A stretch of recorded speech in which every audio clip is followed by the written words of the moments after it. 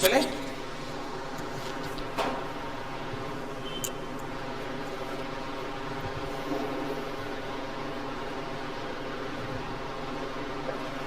आओ जी 28 क्वेश्चन पे आ जाओ। 2828 क्या कहते हैं, ध्यान से पढ़ो बेटा। विनोद और मोहन पार्टनर है एक फर्म में जिनकी प्रॉफिट शेयरिंग रेशियो क्या है 4:3। विनोद और मोहन पार्टनर है एक फर्म में जिनकी प्रॉफिट शेयरिंग रेशियो 4:3 है। उनकी balance sheet interest on capital calculate करके दिखाना है 6% पर एनम। किस भाव से कैलकुलेट करके दिखाना है 6% पर एनम से। मिल गया क्वेश्चन, पॉज करिए भाई। आओ जी पढ़ो। अच्छा बात बताओ, जो बैलेंस शीट के अंदर कैपिटल गिवन है वो कौन सी गिवन है, कौन सी होती है? बैलेंस शीट कब बनती है, साल के पहले दिन या आखिरी दिन? तो उसके अंदर जो बैलेंस जो उसके अंदर जो कैपिटल होगी वो कौन सी होगी, साल के पहले दिन वाली, साल के आखिरी दिन वाली? साल के आखिरी दिन वाली। सही बात है ना? ठीक है जी। तो आपके पास कैपिटल्स गिवन है, प्रॉफिट कितना गिवन है पीएनएल का बैलेंस शीट में?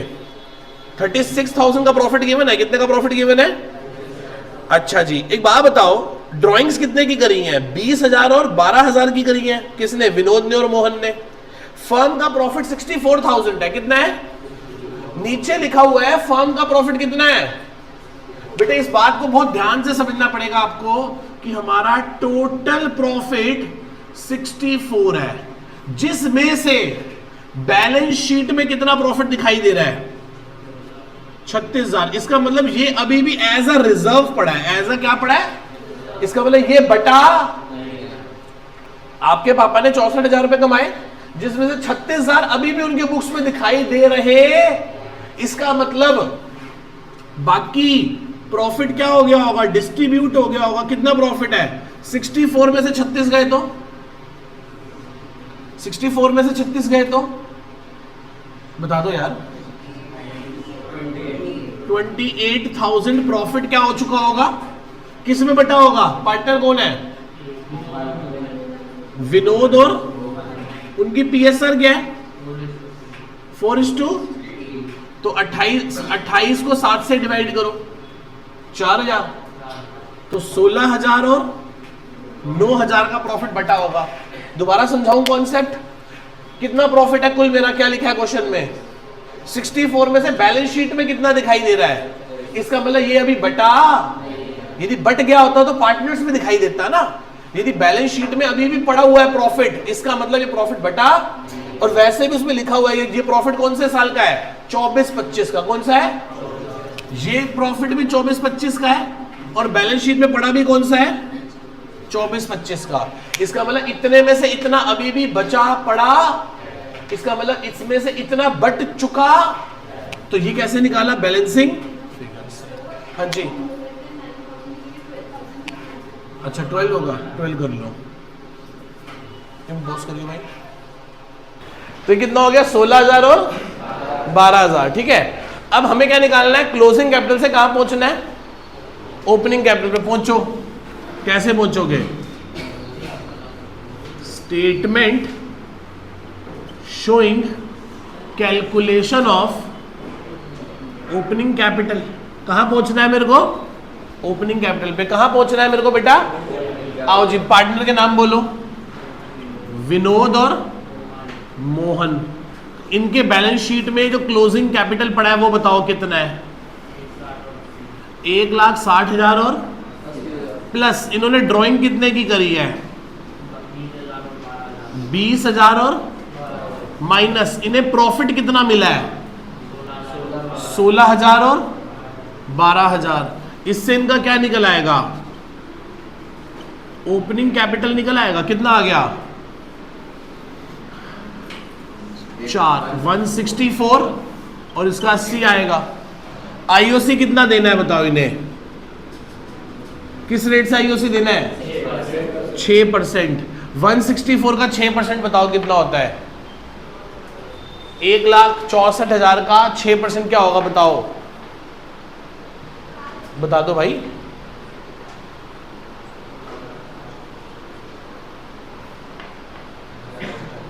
पंद्रह 9,840 और 80,000 का 6% 4,800। 8 6 48। देखना आंसर यही है, 9,840 और 4800 रुपये आंसर है। ठीक है जी, ये रहा क्वेश्चन आपके सामने। ये बेटा सारे थाउजेंड्स थे, मैंने जीरो हटा दी सबकी। करो नोट करो जल्दी से क्वेश्चन पे आ जाओ जी। 29th क्वेश्चन पे आ जाओ। क्या कहता है 29th क्वेश्चन, रीड करते हैं। वो कहता है दो पार्टनर्स है लॉन्ग और शॉर्ट। कौन पार्टनर्स है? लॉन्ग और रेट ऑफ इंटरेस्ट कितना परसेंट है? 8% आईओसी देना है। कितना देना है? बैलेंस शीट दे रखी है। फिर वही बैलेंस शीट में कौन से कैपिटल है? क्लोजिंग। कौन से कैपिटल है? 31 मार्च वाले। बैलेंस शीट में लॉन्ग का कैपिटल है, शॉर्ट का कैपिटल है और जनरल रिजर्व है। क्या है? जनरल। नीचे लिखा है लॉन्ग ने 40,000 की और शॉर्ट ने 50,000 की ड्राइंग करी है। फर्म को प्रॉफिट 1.5 लाख का हुआ है। पढ़ो, फर्म को कितने का प्रॉफिट हुआ है? जिसमें से out of which 1 lakh will be transfer to the general. 1 lakh कहां ट्रांसफर हो चुका है? इसका मतलब मेरा टोटल प्रॉफिट क्या है? बोलो, टोटल प्रॉफिट 1.5 लाख, जिसमें से ट्रांसफर टू जर्नलिज्म कितना है? और मुझे बैलेंस शीट में दिखाई भी तो दे रहा है, बैलेंस शीट में जर्नलिज्म दिखाई दे रहा है ना 1 लाख। इसका मतलब 1.5 लाख में से 1 लाख का तो हमने क्या बना लिया? रिजर्व। तो बताओ डिस्ट्रीब्यूट कितना करा होगा? किस में बांटा होगा? लॉन्ग में और शॉर्ट में। इनकी रेशियो क्या है? इक्वल। नहीं पता? इक्वल। बस हो गया क्वेश्चन। वही क्लोजिंग कैपिटल से क्या निकाल लूंगा मैं? Opening capital, long capital, short capital. Closing capital 31 मार्च वाली कितनी कैपिटल है बताना? बोलो। 1.20 और ये 1.40 प्लस क्या करेंगे इसमें? ड्राइंग्स। कितनी ड्राइंग्स है? 40 और 50 माइनस क्या करेंगे इसमें? प्रॉफिट। कितना प्रॉफिट है? 25,000 और वही तो बटा होगा। इससे क्या निकल आएगा मेरा? ओपनिंग कैपिटल कितना? 135 और ये 165। क्या देना है हमें? किस भाव से? 8%। तो 135 का 8% क्या होता है बताओ? 1,35,000 का 8% क्या होगा? 10,000। और 1,65,000 का 8% क्या होगा? वाह, कितनी तेज मैथ्स है बेटा आपकी। आंसर देख देख के नालायको, देखो कुछ गलत तो नहीं किया मैंने, चेक करना भैया एक बार। 1,35,000 का 8% यही बन रहा है, और 1,65,000 का 8% 13,200। ये सुनो, ठीक है। 3030 पढ़ना। क्वेश्चन क्या कहता है? 30th क्वेश्चन कहता है अब ए और बी पार्टनर है। 1 अप्रैल को उनका कैपिटल 15 लाख और 9 लाख है। कितना है? 15 लाख और कितना कैपिटल है? 15 लाख और 1 अक्टूबर को वो डिसाइड करते हैं कि दोनों कैपिटल कितना कर लेंगे? 12-12 लाख। कितना कर लेंगे?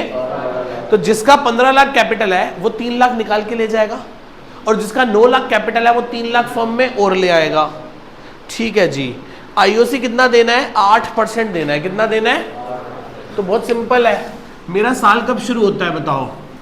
1 अप्रैल 24 को, खत्म होगा 31 मार्च 25 को।